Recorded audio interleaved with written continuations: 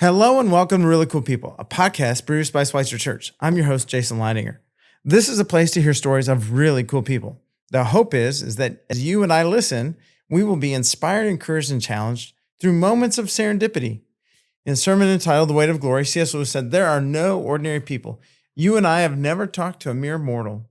It's my joy over the next few moments to introduce you to someone who may seem somewhat ordinary, especially to themselves, and yet they are a really cool person. Today, we're going to meet Wedge Crouch. Wedge was born in Egypt, and he endured a number of hurdles that he had to overcome. He was able to overcome those hurdles because of people who had heard the call of God in their life and who had given of themselves to care and cherish the lives of others. So Wedge is going to tell that story, and then he's going to also share about coming to America, growing up, and finding a place to live and serve and encourage others. So I encourage you to take a moment to lean in and listen to Wedge's story.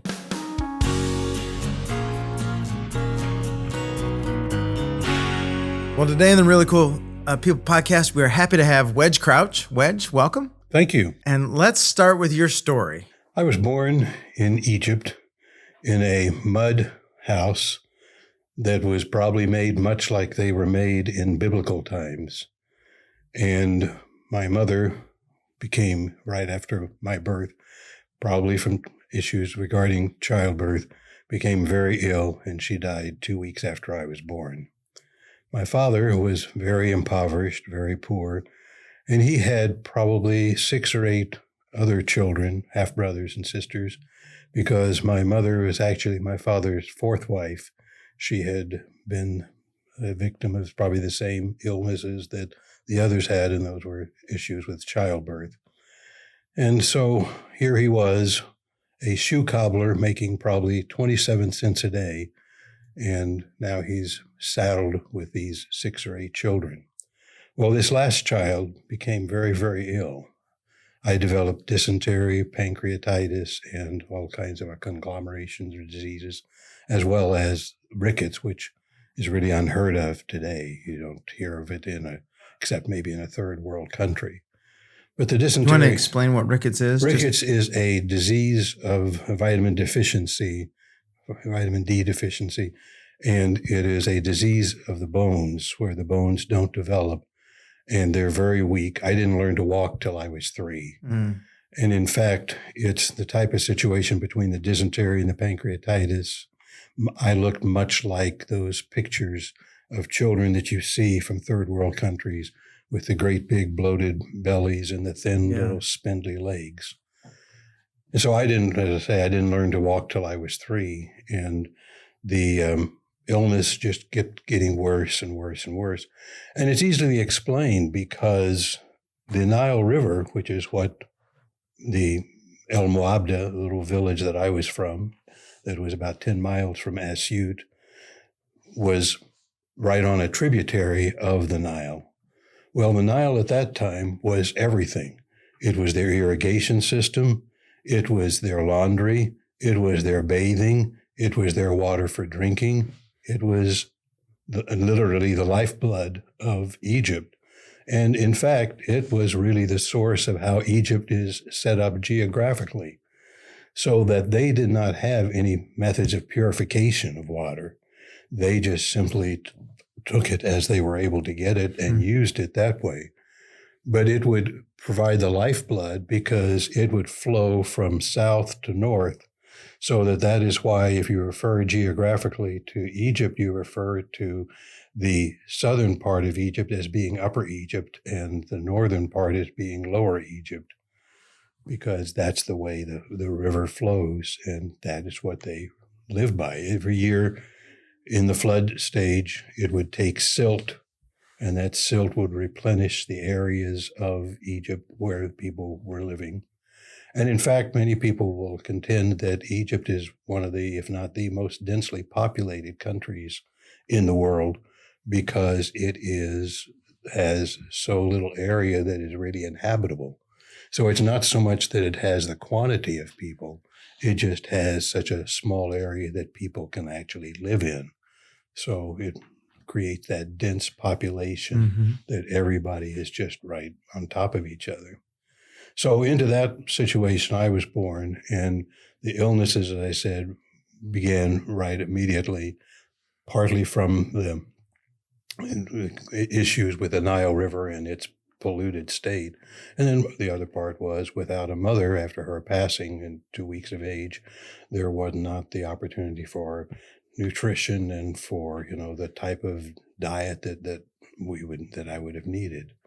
So I got progressively worse and worse and worse.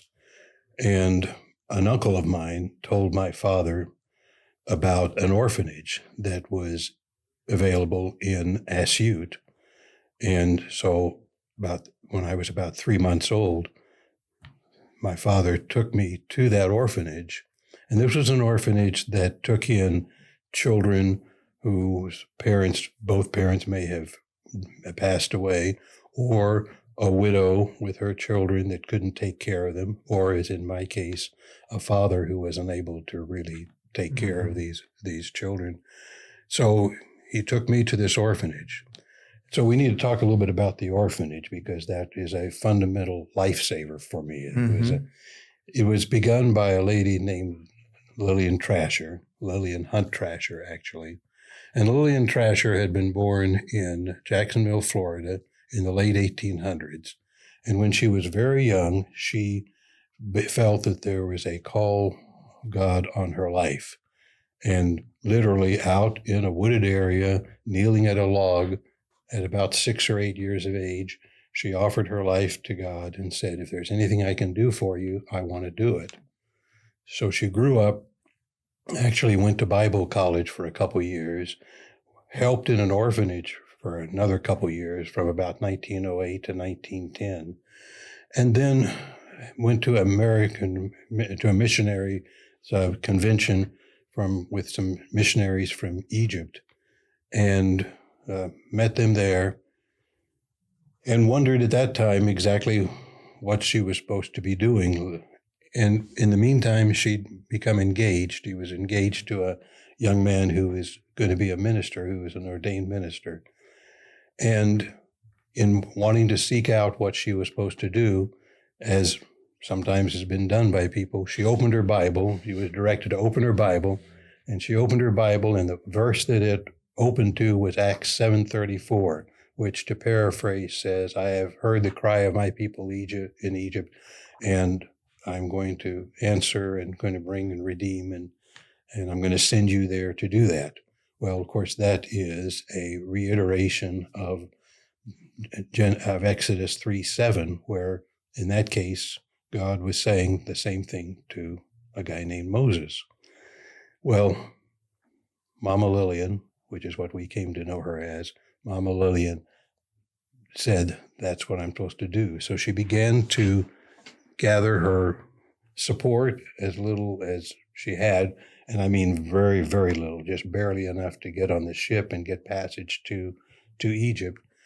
And when she got there, she stayed with some missionaries, and they tolerated her, told her that she could be there, she could help them. And then, as an assistant. Well, one evening there was a knock at the door, and there was a little disheveled boy who asked them to follow him. And Mama Lillian followed him to a house, probably much like the type of house that I was born in. Again, a dirty mud brick home. And there in the corner of the home lay his mother dying. And almost with her dying breath, she asked Mama Lillian to take care of her baby. Now, this baby, there was a little, to show you how impoverished they were, there was a little cup of goat's milk, a little metal tin cup of goat's milk, and it was green with mold, and that was all the baby had to be able to survive with. So Mama Lillian said, that's what I'm supposed to do. And the missionary said, oh, really? So she took this little baby, and she brought the baby, and as babies are sometimes wont to do, babies cried, and it disrupted the missionaries' peace and civility. And so they told her after a few days that she would need to find other accommodations. So she began in 1911, on February 10th, 1911, she began what became the Lillian Trasher Orphanage. And she took this baby, started with one baby, and then little by little by little, she would take these children. She would collect these children as she would travel from village to village, literally on a donkey, not only gaining support, but picking up children whose parents had died, whose mothers had died, who needed care. So that, to jump way ahead, in 1955, when we came to Egypt, to America for the last time, she was taking care of 1,200 children at one time. And she did have 200 widows that helped her with the care and provision of the children. But she did this little by little by little. Yeah. You mentioned that she went on the back of a donkey picking up kids, but also then raising support. So did she raise most of the support for this orphanage project within Egypt itself? Initially, yes. She would find people, and there were wealthy Egyptians, there were different Egyptians, and they would see what good she was doing. And initially, in Egypt, there are two religions. There's Coptic and there's Muslim. Mm-hmm. And of course, Coptic is the Christian, mm-hmm. and Muslim is the Muslim. And initially, she would take in both of those oriented children and be able to take care of them. But then the government, after a few years, thought that she was trying to proselytize the Muslim children. Mm-hmm. And so they took the Muslim children, and as they said, it nearly killed her to have to give up her children. But the people, to answer your question, the people knew what good she was doing and that what a treasure she was. And so they would bring things to her. Sometimes, literally, I remember one of your guests a couple weeks ago was talking about the fact that they would have somebody that evening who would show up for their 12 children and would have provisions for them, whether it was a goat or a cow or what, and would have exactly what they needed. That's the way Mama Lillian lived. She always knew there was never really a surplus, but there was always just enough. And then as she became more and more well known, then people in America started hearing about her. And she did come to America one time, I think it was the 1930s, and presented the gospel, presented the work of the orphanage to the missionary groups that she was speaking to, and in fact did tell what she was doing as far as presenting the gospel to these children and so forth. And so she started gaining support in that way. So we would get barrels of clothing, we would get barrels of this and that and the other that would help keep things going. Did you ever get barrels of empty medicine? Bottles? No. Bottles or anything like that? Yeah. We there was a hospital in Esute, and it was a hospital that then also worked with the orphanage and orphanage nursery, and that's where I was taken. I was taken to that orphanage nursery, and I was in the nursery probably for a couple years. In the meantime now, what became my foster parents, the only parents I really know, began working in the orphanage. My father, Philip Crouch, his family had been missionaries in Egypt for some time before that. So when he and mother, Hazel Crouch, graduated from Central Bible Institute in Springfield, after a year of her itinerating, he went ahead and went to Egypt. She met him in Egypt and they were married there. And they worked for some 3 years there in the Cairo area until in around 1942, some guy named Rommel was about to come into Cairo and take Egypt.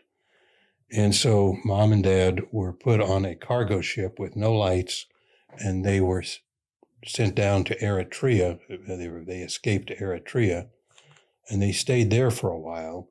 And Dad actually worked with prisoners of war there in Eritrea. And probably the only time in his life he ever got in trouble, they came to him and asked him if he was handing out New Testaments to these prisoners of war.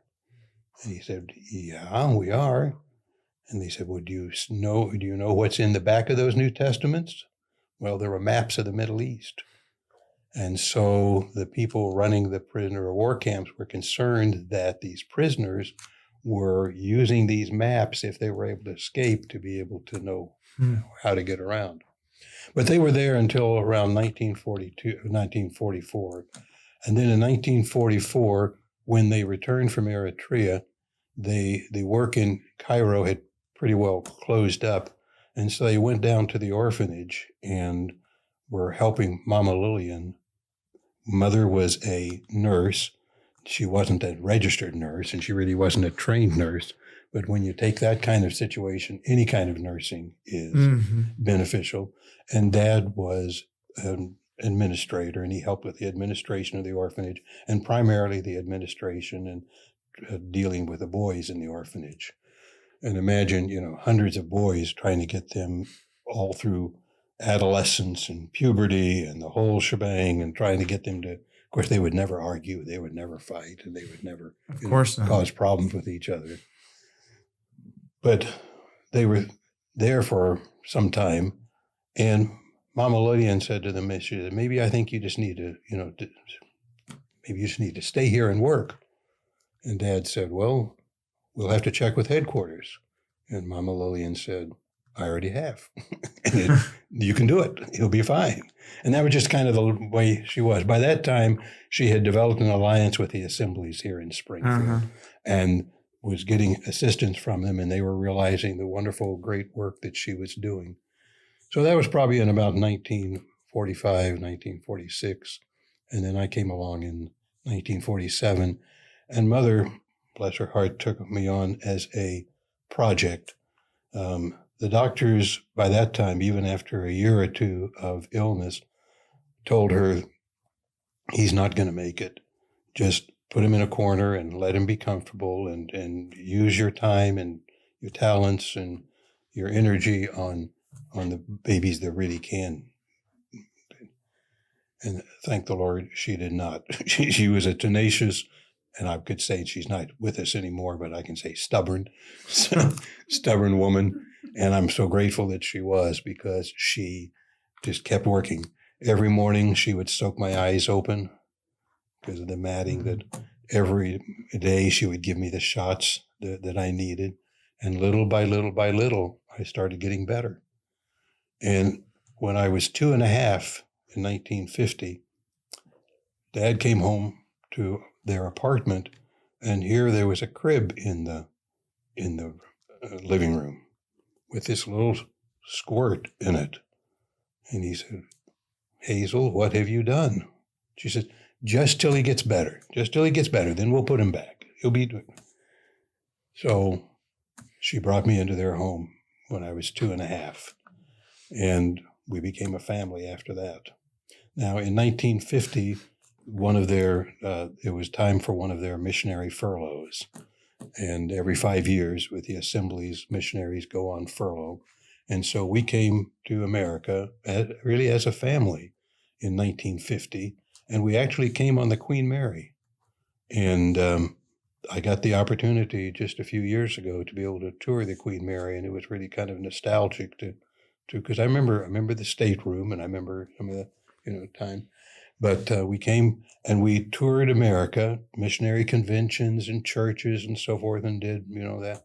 And then in 1951 or so, we went back to Egypt, thinking, well, we'll do our 5 years of time here, and then in 1955 it'll be time for another one.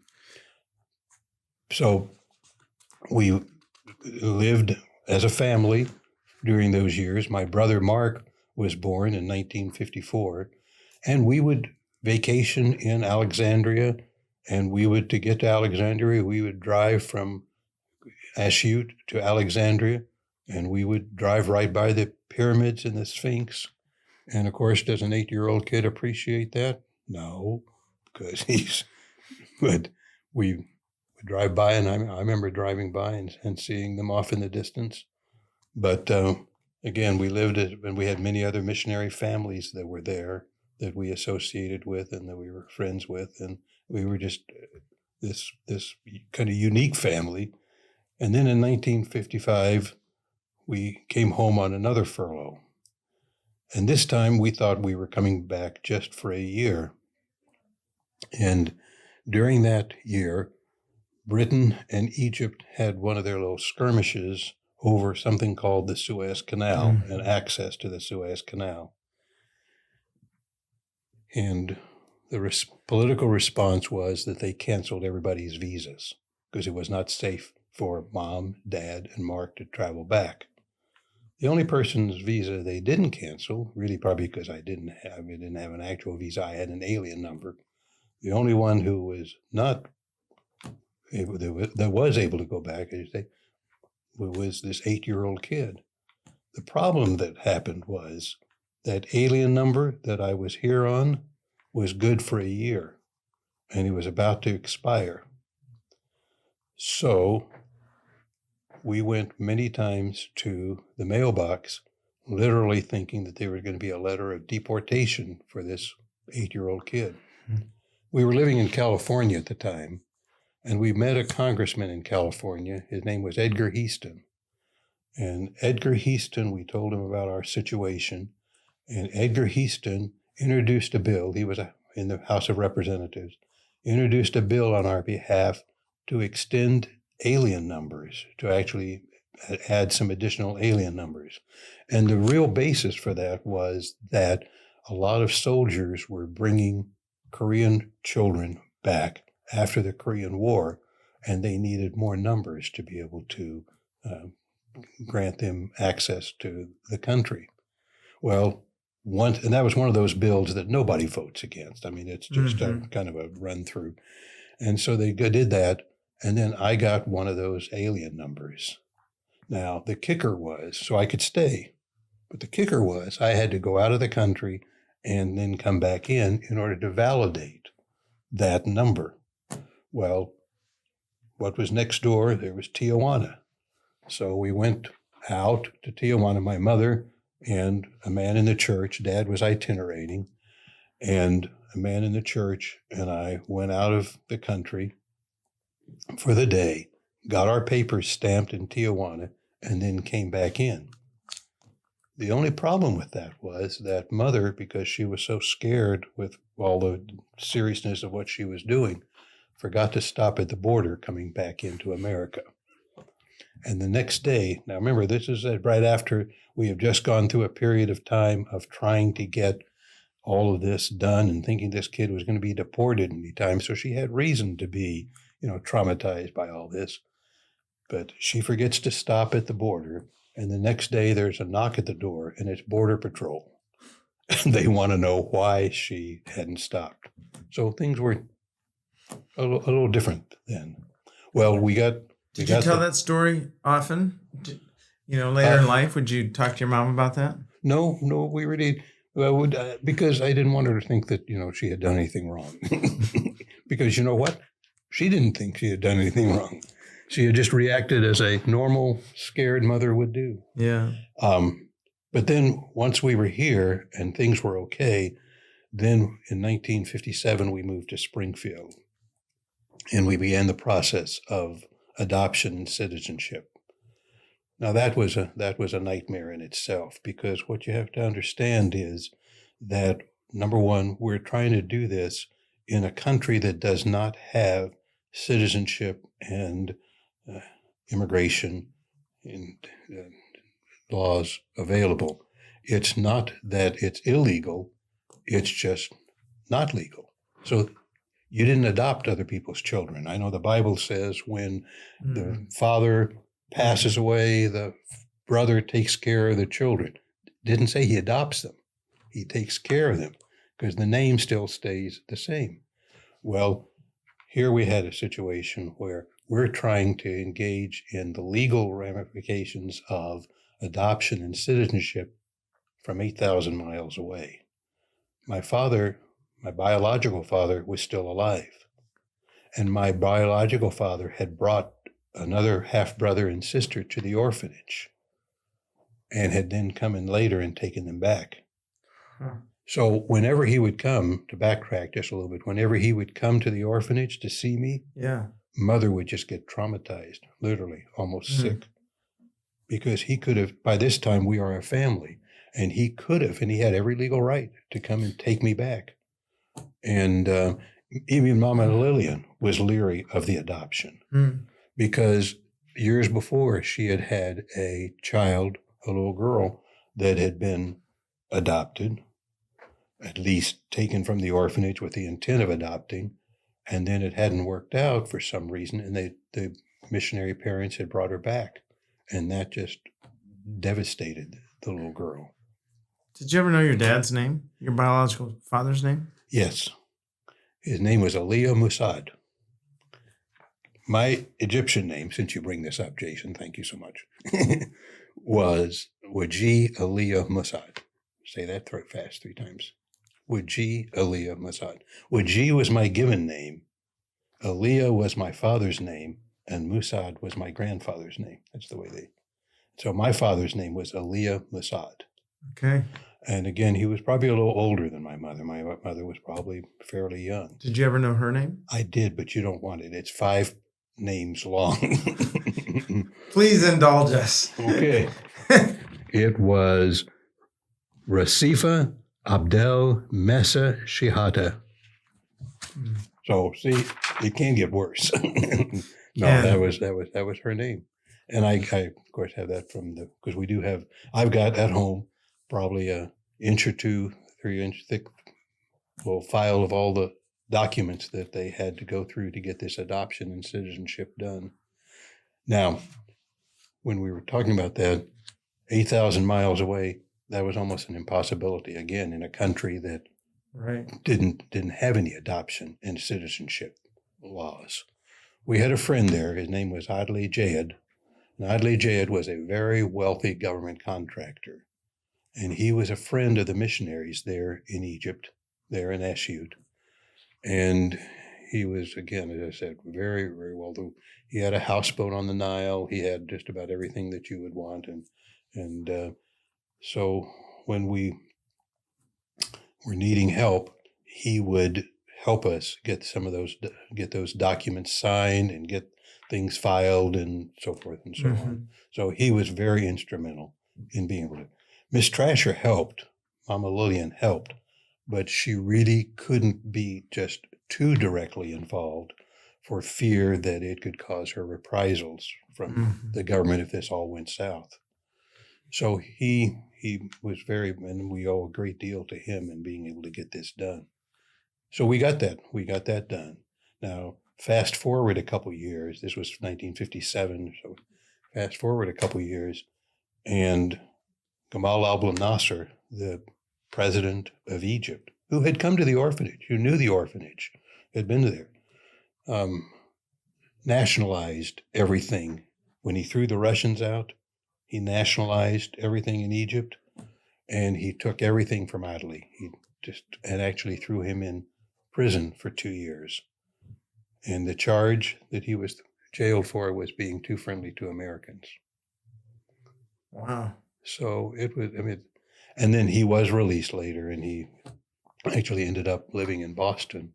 But once we got the citizenship and the adoption done, we were able to do that while we were in Springfield, then everything, things were, of course, much better and more stable.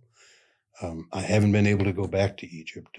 Partly was until I was 21, there was a likelihood that they would conscript me into the military. And if they didn't do that, they would then at least fine me severely for not having served in the military.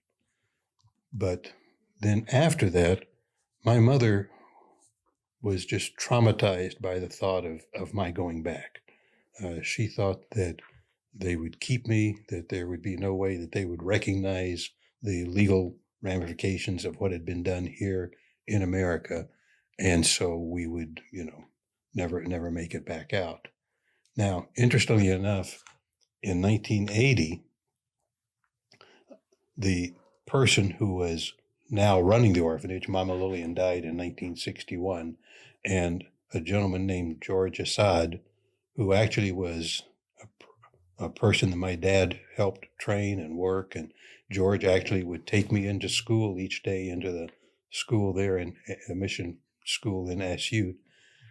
He had taken over the orphanage. He was running the orphanage. And he was traveling here in America and came to CBC, where I was teaching at the time, and invited me to come and teach in the orphanage that I'd grown up in, which would have been really, really nice. But if you'll recall, in the fall of 1980, Anwar Sadat was assassinated, and I would have gone in 81. And so that just sent everything into a turmoil. So that took care of that opportunity. But to backtrack a little bit back to when we got to Springfield and when we got the citizenship and adoption done, we lived in Springfield. Dad taught at Central Bible Institute, it was at the time, then college, and Mother taught there also. And he taught there from 1957 to 1963. And then in 1963, he was asked to serve in the administration of the college. I went through school, all my schooling there in Springfield, here in Springfield. I went to Watkins. I actually went to Fairview also, Fairview, Watkins, and then Reed Junior High and Hillcrest High School. You got them all. I got them. I didn't want to have to move around. We'd moved. My first year here in America, I went to 4 different schools because we, in process of attending and settling. Wow. That was a little bit, but we at Hillcrest, I did drama, I did choir, and I did speech and debate, and I loved speech and debate. It did create a problem though that I've dealt with, but it made me question things, and I think that can be good. But when you apply it to your religious experience, it can be very, very problematic. And you can't explain you can't prove a lot of biblical teachings. And that's what I tried to do. And I was ready to throw everything out just because I couldn't be proven to me. And then also growing up, and we were with the assemblies, growing up in the assemblies, I saw a lot of issues with some of the people in the assemblies. And the other big mistake that I made, as long as we're being open and candid, is I started focusing on people. I looked at people and I saw people letting us down, or people not maybe living up to the life that they had set up, that they said they. And so it was easy to say, well, see, there's nothing to it. There's nothing there. And so that was, but debate for me provided an involvement that I don't think I would have gotten anywhere else. I had a wonderful debate teacher, Carl Hales, who took me. And you got to remember now, this is Springfield, the 1960s. I'm a child of color. And it wasn't just, there weren't a whole lot of things open for children of color. I remember going, when I was in high school and in Key Club in high school, I remember going to a Key Club convention in Little Rock, Arkansas, and walking by a theater with doors for whites only and for blacks, and water fountains for whites and for blacks. And we didn't quite have that quite that bad here in Springfield, but it was pretty close in some areas. When you were down there in Arkansas, how did you understand those designations, and how did you interpret that internally? Because I'm not sure how you see yourself in that regard. Well, Egyptians, as far as the races are concerned, are members of the Caucasian race. Okay. In northern parts of Africa are Caucasian. So on birth certificates, on records and everything, that's the way it's listed. But being darker skinned in Springfield, you're kind of all lumped together. It's all. So I had issues in high school, and seeing this, I don't know if it really impacted me as far as turning me one way or the other, but it did it was something I certainly remembered and realized, wow, it is true.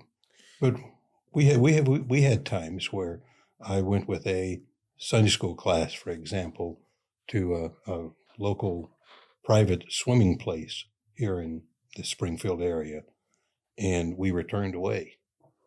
And it was quite well known that it was a whites-only swimming place. Now, what was interesting was I could go there with my parents. We were okay. But if you went with this group of kids, that was a problem. So I think it was easy to, it was, for a while, it did get internalized. It said, I'm going to overcome this. And I don't think there was ever a sense of vengeance and reprisal or anything like that. It was just, you saw it. But little by little, speech and debate became really what I really loved and what I really enjoyed. So I wasn't a great high school debater. I wasn't a great high school orator. I did those events and so forth, but I enjoyed it and really felt like I benefited. And the thing it did for me was it gave me something to be connected to. I needed something. We all do. And it gave me something, especially in high school, to be connected to. And so I graduated from high school. I went to Evangel for a year and a half. And that was when while I was there, I worked at Cox North ER. And that's where I met Jan, my wife. And that was in 1967 that we met. And we got married in 1969. And that's been 55 years. But we transferred from Evangel to MSU. And I had a little trouble at Evangel. They wanted me to come to class. You didn't like to go to class? And I wasn't just, really good at coming to class. And they wanted me to do my homework and things like this. And that was okay. But so all of my former students that might be listening, please, I beg your, and for my daughters especially. Oh. But I thought maybe you skipped chapel. I probably did that too. Thank you. You had to bring that up. Yes. Yes, I probably did that quite a bit. Yes. Probably to the point where I went on chapel probation. Oh, my. But I think the difficulty, and here's if I can just say this, the difficulty with Evangel was the same difficulty that you had with CBC. The Assemblies was a very legalistic denomination at the time, extremely legalistic. You had situations where kids came from churches in Arkansas where literally the TV antennas were considered the horns of the devil. You had kids that came from New York where having a glass of wine in an Assembly's home was no big deal. You had kids coming from California where going to homecoming and prom and so forth was just acceptable. And you took all these kids and you assimilated them into either Evangel or CBC. And especially if you were like I was and you created a few little disturbances for your parents, you were rebellious. It was easy for the pastors of various churches to say, send them to Evangel, send them to CBC, and they'll take care of them. They'll help them out. Well, then all these kids got together. Yeah, and it didn't go so well. And so we were, we didn't do horribly bad things. We just weren't Evangel material. And so we transferred to MSU. A little bigger cosmopolitan feel. A little bit bigger cosmopolitan feel. And the thing that was interesting was that in order to get into MSU, because my grades were so good from Evangel, that I had to be admitted on by special permission. And I remember I interviewed with the director of admissions, Dr. Leisenring, and this was right in the middle of the Vietnam War. And I heard him say to the person in front of me, well, it'll probably be good for you to go get your military service out of the way and then come back when you're serious and you can go to school. For some reason, when I interviewed with him, he said, we can go ahead and let you in. It will be with strings attached, but we'll let you in. Well, once I got in and Jan and I were a couple and we were serious and things were getting planned and so forth, then things took off. And I graduated from MSU with a degree in drama and speech and a minor in English. And then now came the job of trying to find a job. Well, when we were all in high school, all of the high school advisors had told us, go into teaching. Go into teaching. They're going to always need teachers. It's a guaranteed job. Yeah. Until we all hit the market, and there were 12 applicants literally for every job. So I started searching and searching and searching. And I actually took a job at Zenith because I didn't think that there was going to be a possibility of a job in teaching. It was a television manufacturer in town, right? Yes, that was the one. Remember the commercials? No, you probably don't because you're too young. Thank you. But we will always make our TVs in America because we believe in the American worker. And then in no time, they were making them in Mexico. Did you make the big, did they make the big wooden box televisions? Oh, yeah. Well, my part was just my job, which lasted for 3 days. Okay. Well, I'll tell you, I wasn't let go. My job was to plug 18 wires into that TV in 18 seconds. Wow. As it came down an assembly line. It was just the chassis. It wasn't the whole thing. Well, I waited 10 years before I bought a Zenith TV because I wanted to make sure that no TV that I might have ever touched could have still been on the market. But I had my orientation.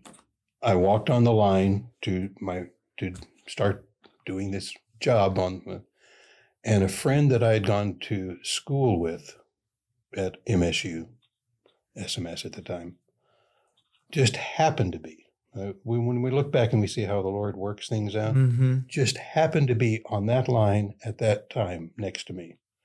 And he said, call Lebanon, Missouri. Their teacher has just turned in their resignation and they need a teacher. On the way home, I called and the secretary told me, I think we filled it, but I said, would you please check? And she checked and the superintendent said, no, we still need someone. And so I interviewed on Saturday. He hired me, I think, pretty well on the spot. And I went in on Monday. And after 3 days of tenure at Zenith, I quit. But that was 2 weeks before school started. So I had 2 weeks to plan, what we were going to be doing. And at Lebanon, then I taught drama and English. And we put on the plays at Lebanon. And I was there for 2 years. And it was there that our first daughter, Michelle, was born. And then after 2 years, we moved to Clinton, Missouri. And there I did speech and debate and English and drama. Put on the plays, took kids to speech tournaments, and did that for 4 years there and enjoyed it and had, again, the experience. We did something, kind of a commemoration is coming up this year with the 200, or in a couple of years, with the 250th celebration of America's existence. We did the 200th. So we did 1776. Of course. Of course. And it really went quite well. I heard something I'd never heard before. The superintendent came in and said he wanted to do something for the bicentennial. And I said, okay. He says, we want to do 1776. I said, that's neat. He says, let's put it this way. Money is no object. Whatever you want. I said, we can do this.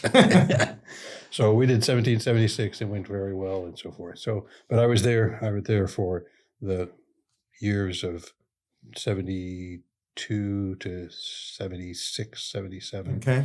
And then got a chance to come back, and I had done, once I got myself settled down, I did okay. I did well at MSU, but I wanted to find out now if I could really do graduate work. So we came down, and this was in Clinton was when Jenny, our youngest daughter, was born. And so we came down and we went to the Assemblies of God Graduate School, and I earned a master's in Christian education at the graduate school. And I used that then to start teaching at Central Bible College. And that was a neat experience because I got to teach with Dad, who is serving in the administration, and with Mother, who was a co-teacher. And that was interesting. There were times where she would tell me how I needed to dress and how I needed to behave. And here I was, a college instructor, but mother wanted to let me know that, but that was the way she was. Again, that tenacity, that stubbornness, Sure. and you just say, yes, mother, okay, as we probably all should. But I was there for 4 years until they rudely retired. And then I stayed another 4 years after that until now we're around 1984. And I was at a point where we were at a point where we needed to either get an advanced degree or else do something different. And one thing that Dad had taught me, well, two things he taught me. Number one was loyalty. You're loyal to the person you work with for whatever I'll never get away from that. The other thing was that you get degrees, advanced degrees, because you really need the degrees. You need the degrees because it will help you in your profession. He had people come to him and say that they were going to go get doctorates because the assemblies needed another doctorate. Yeah, okay. But do it because you can really enhance what you're doing and really benefit the students and the college can benefit. Well, I taught a lot of basic classes, freshman level classes, and with all due respect, CBC did not really need me to get a doctorate in any of those. Speech 1, Western Civ, things like that. They had, so it was an opportunity. There was an opportunity afforded to go to law school. So I was admitted to the University of Missouri School of Law, which was a joyous experience. As I've said on occasion, law school proves there is a purgatory, and the benefit is that people are praying you out of it. And so it was a difficult time. There were 15 of us, and this as a symbol of this. There were 15 of us that started out married in law school, and when we finished, there were 3 of us. And I went to the administration and said, you really need to, what's going on here? And they said, well, that's just par for the course. And it was a combination of things. We had students, they told us in our orientation, you all are students who have been used to making all A's or all A's and B's. And now all of a sudden you're going to be all thrown together and you're going to see grades that you have never seen before. And so there were people that just respectfully sold out to the grade component of law school.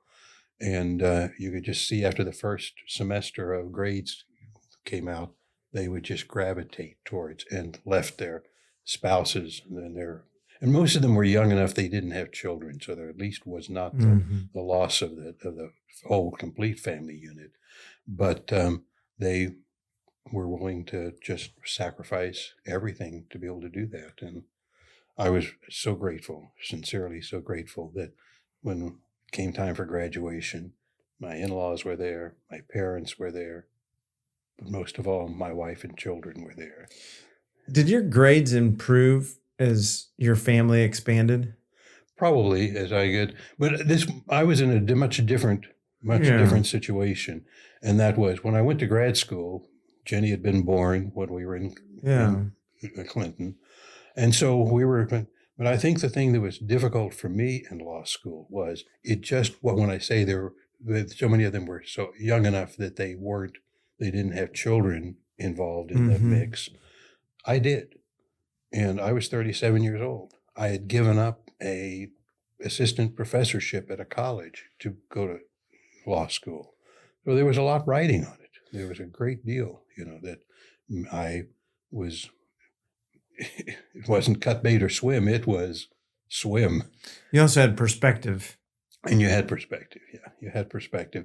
And you could put it in perspective. I'm proud of the fact, if I can say this, that when it came time to graduate, I had missed 2 classes in 3 years. And both of them had to do with going to functions for our children.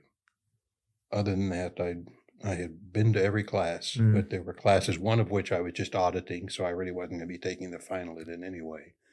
But the kids came as much as I could. Now, did that mean that they hardly saw me while we were going to law school and I was studying? Yes, because it was a completely different type of discipline. I mean, we went into our first year, our first class of constitutional law, and the professor, a very nice guy, says, "George, close the door. Marbury has a problem here. What is it?" And you were always supposed to have read the 30 or 40 pages and done the digestion of the cases and be ready to answer. And it was a Socratic method of teaching. It was, so what? And Mr. Smith and Mr. Jackson and Mr. Crouch, and in front of 75 people, you were supposed to be able to give the answer. And he came to me and I gave him the answer that I was supposed to. And he said, "So what?" And I said, "Well," and he said, "So what?" Yeah. And we went about 3 times like this. And I said, "That's what I'm thinking, sir. So what?" And we were okay. But it was just completely, you weren't used to being put on the spot. And when your whole future is hanging in the balance like that. But we got through. We got through together. That was what was just absolutely paramount to me. And then I had the privilege of working when I graduated for a judge, Judge James K. Pruitt of the Southern District. In Missouri, you have the civil case where the trials are actually held. And then if you want to appeal your case, you appeal it to the district. And there's an Eastern District, and there's a Western District, and there's a Southern District. And I respect, obviously, St. Louis, Kansas City, and Springfield. Mm-hmm. And I had the privilege of being a law clerk for Judge Pruitt here at the Southern District. And then while I was getting my licensing done, I began teaching at Ozark. And there I taught speech and debate, and I taught English and a multiplicity of English classes. Bible is Lit 1 and 2. I taught You and the Law. Eventually, it was later You and the Law, and literature, world religions. And so it was just, and mythology and word study, and the one that kids really didn't want to take but had to, and that was English 3. So why did they not want to take English 3? Because it was required. It was just something that we had to get it done. All the classes, I did have the benefit of this. All the classes other than English 3 that I taught were electives. Kids were there because they wanted to be. Yeah. They wanted to take Bible is Lit 1 and 2. They wanted to take literature or world religions. They wanted to take mythology. They maybe saw some benefit in word study, and they wanted to take You and the Law. So all those were kind of fun, more fun classes. Uh-huh. I don't have to be here, and my whole life is not hanging in the balance if I don't pass this class or I don't do well. English 3, you got to pass. It's done. And the other part with English 3 was you had certain things that you had to cover. There was that lovely map test that we had, the Missouri Assessment Placement Test. And we taught to it a lot of what we spent. We spent weeks getting ready for it because they had to get that. Sure. And they had to be able to do well in that so the school would look good. So we were doing, what we were supposed to be doing by state standards. So it was a completely different discipline or format or approach than some of the other classes. But I think with speech and debate, we had the opportunity, as I had the opportunity when I was in school with Carl Hales, I had the opportunity to be able to provide these kids chances to be involved when they might not have been involved in other things. And they really, I think many of them benefited from them. I have students who went to Princeton. One kid who you wouldn't have believed would have ever made it to Princeton. I had one student who I've had several, but so students who went to Notre Dame. I've had students that his parents, the night of graduation, came to me and said, "We are so grateful that he had this to be able to connect with, because otherwise he would be in jail now." And that's what really makes a difference. Because, I think that's what I get to when I say, given the choice of practicing law or teaching, and it sounds hokey perhaps, but practicing law, you go and get kids out of jail. Teaching, you hopefully keep them out of jail. Yeah. And that is just, it really, I think, makes all the difference. But do you remember any speeches that your students gave or any subjects? I remember sometimes some of the negative ones. I think because at the same time I was teaching there, I was teaching at MSU. So I figured it up one time. I probably heard around in my course of speech training, teaching, whatever, I probably heard 10,000 speeches. Oh my goodness. And there were times where there were some that, were a cut above, but sadly, they probably all kind of gotten blended into. Sure. And I was probably approaching them much like they were approaching them. Get this done. Get this over with. And a lot of mine, when I was at Ozark and teaching at MSU at the same time, mine was a little different because mine was in the evening college. So think about it. These kids have been working. I've been working all day. And now at 6:30, we get together for 3 hours of speech. Boy, that's the way I want to finish the day. So there were times I was supposed to go from 6:30 to 9:20, and there were sometimes about 9 o'clock, a little voice in my head said, let them go. Remember Moses? Let them go. Yeah. Let my people go. So, so I was at Ozark until around 2011. And then I started teaching at OTC, and there I taught with communication also. I taught their basic speech class. But I had the benefit then of being able to move from the evening college to the day college at MSU. And I taught at MSU until 2018. And I taught at OTC to around 2019 until COVID really came in. And that was when they all transitioned to the audio or the video classes, the online classes. And being old and being an old communication teacher, I had difficulty seeing how you would teach a public speaking presentation class online.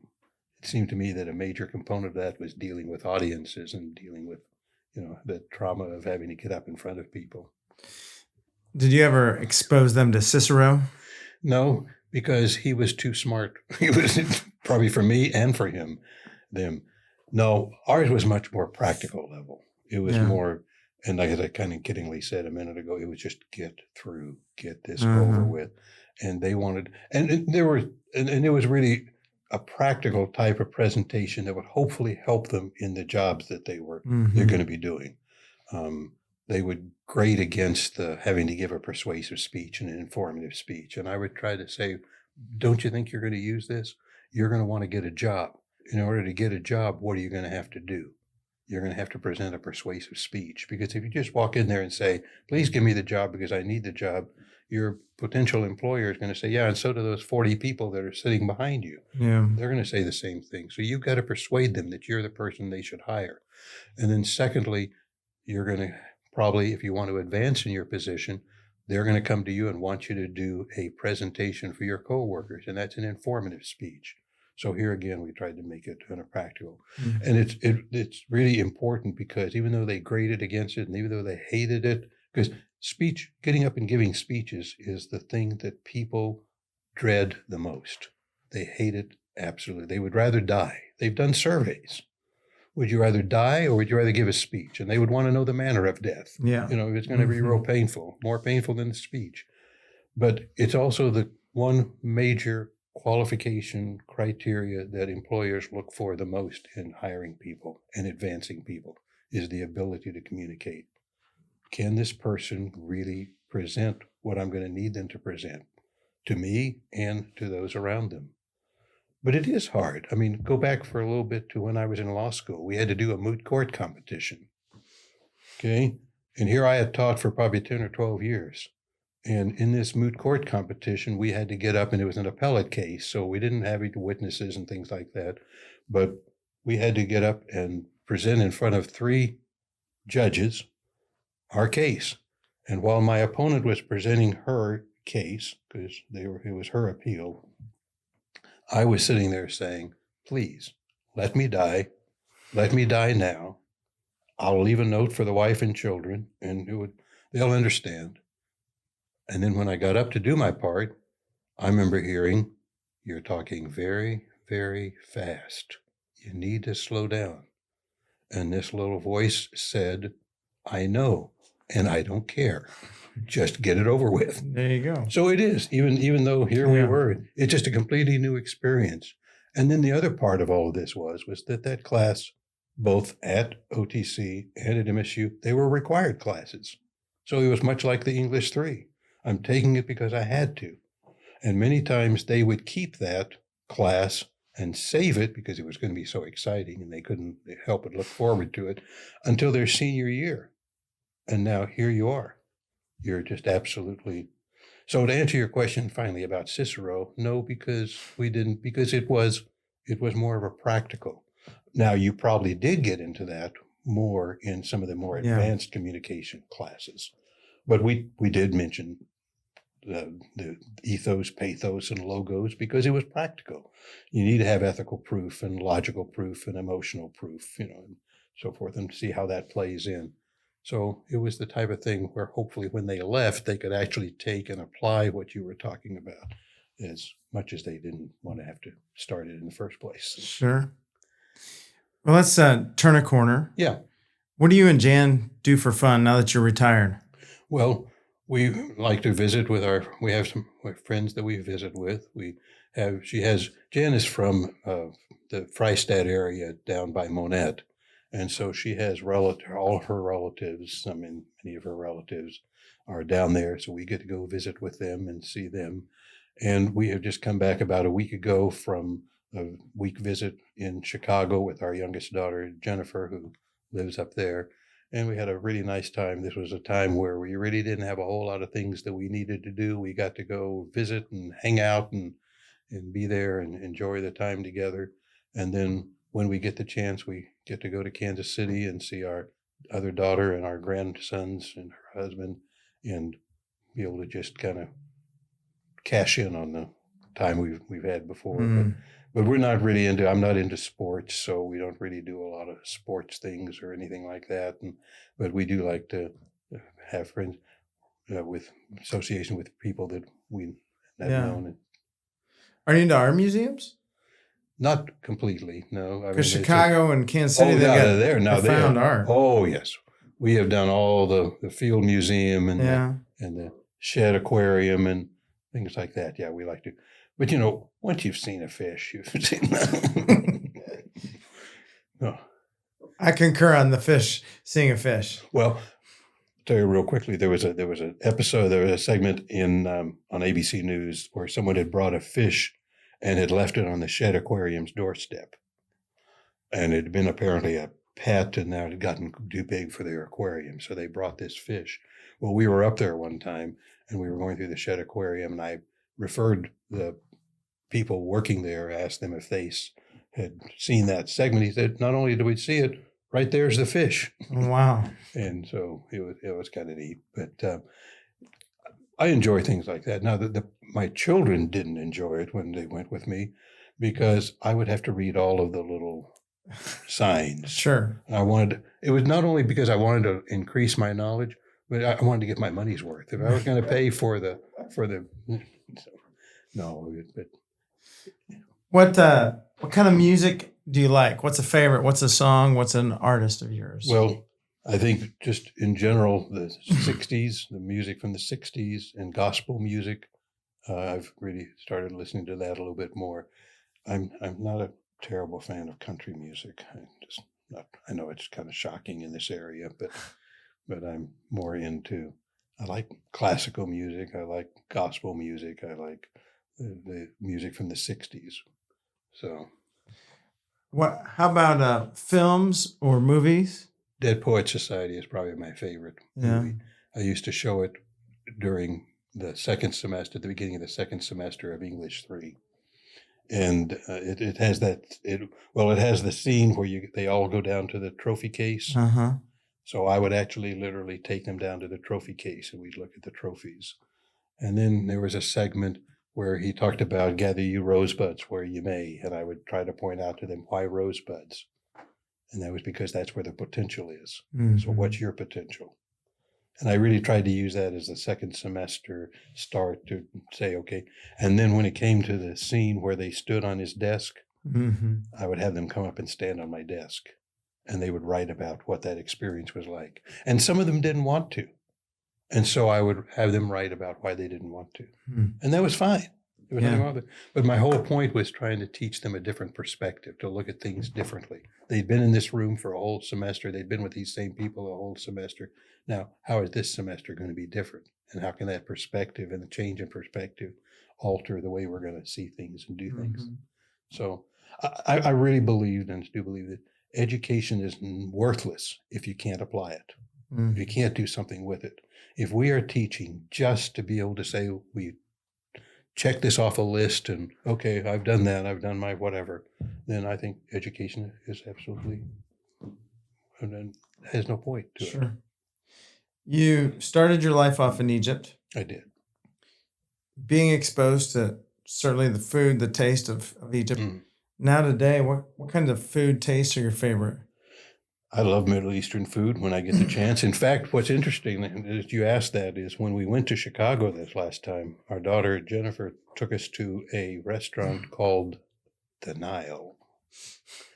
That was a Middle Eastern restaurant, and it was kind of neat. And Yeah.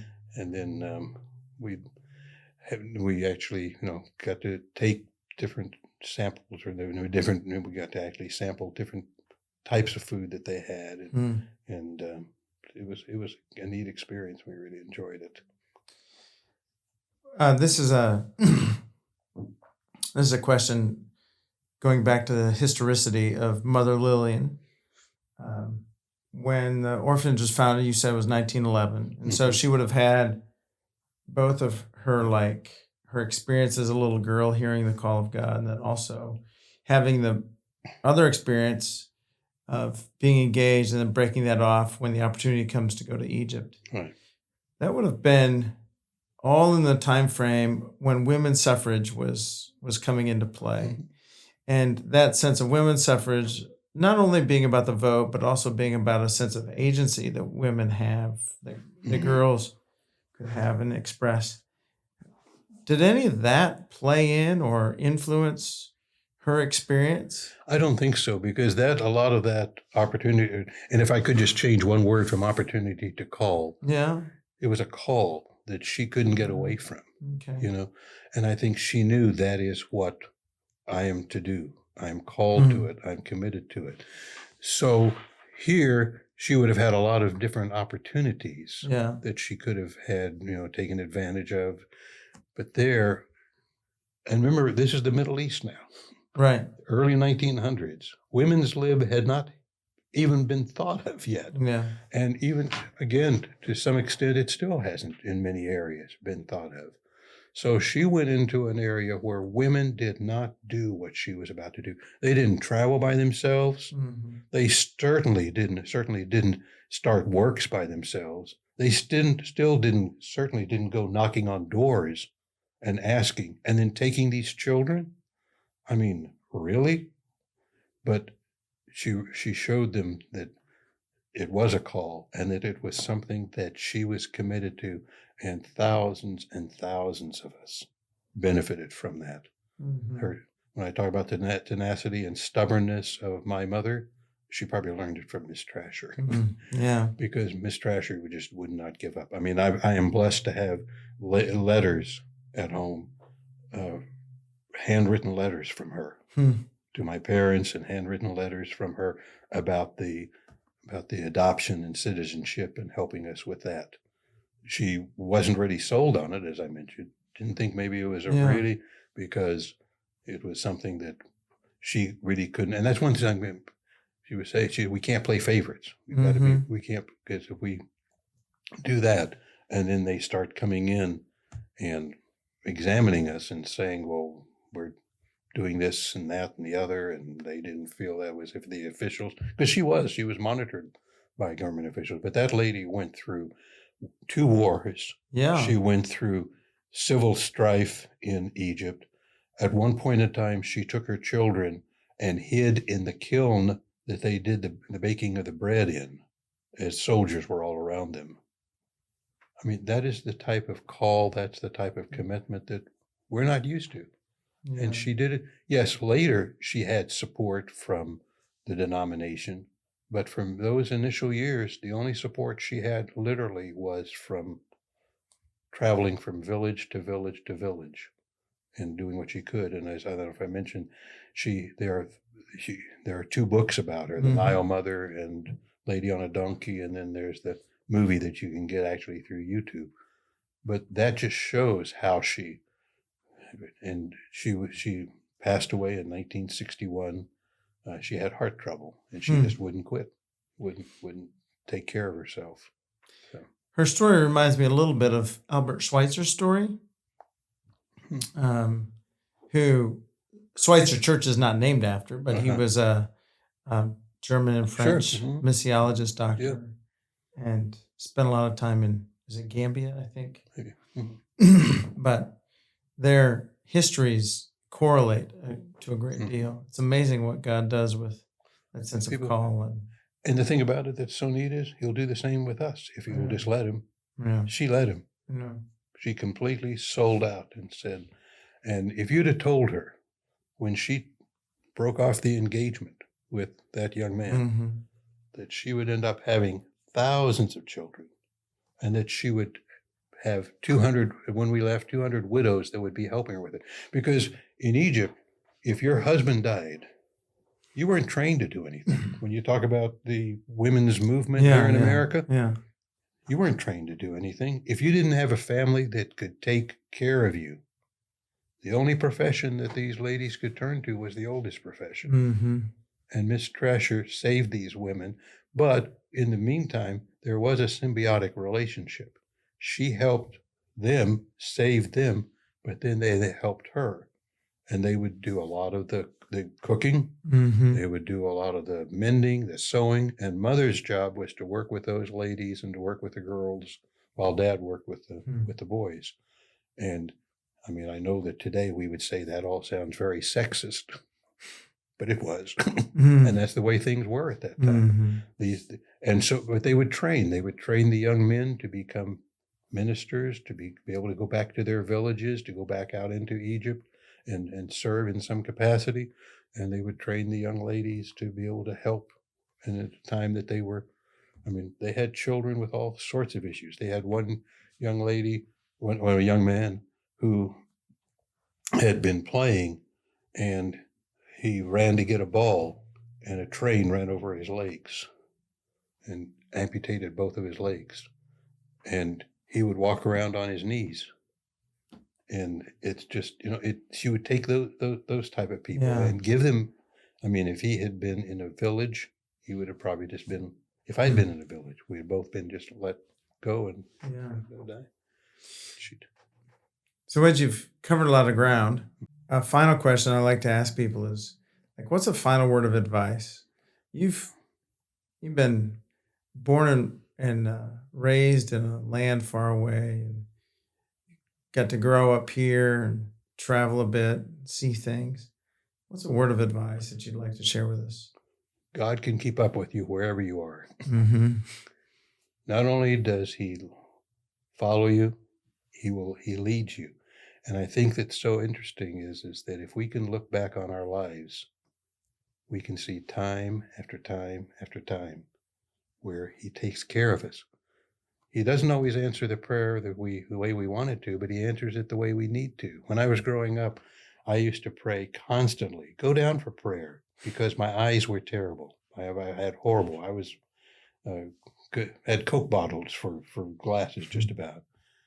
Well, he didn't heal me, but it was that eyesight that caused me to receive a deferment for Vietnam, because my eye doctor considered me legally blind without my glasses, and I wasn't able to use glasses. I wasn't able to use contacts in the military, so I would have had to have used my glasses.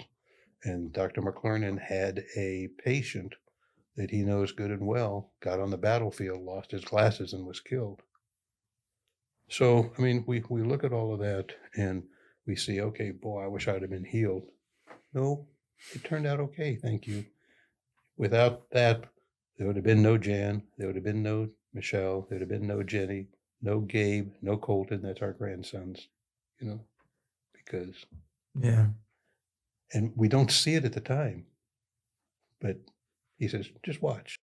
Thanks, Wedge. Thank you. Thank you for the opportunity of being able to recognize my family, what God has done for me. Appreciate that. You're welcome.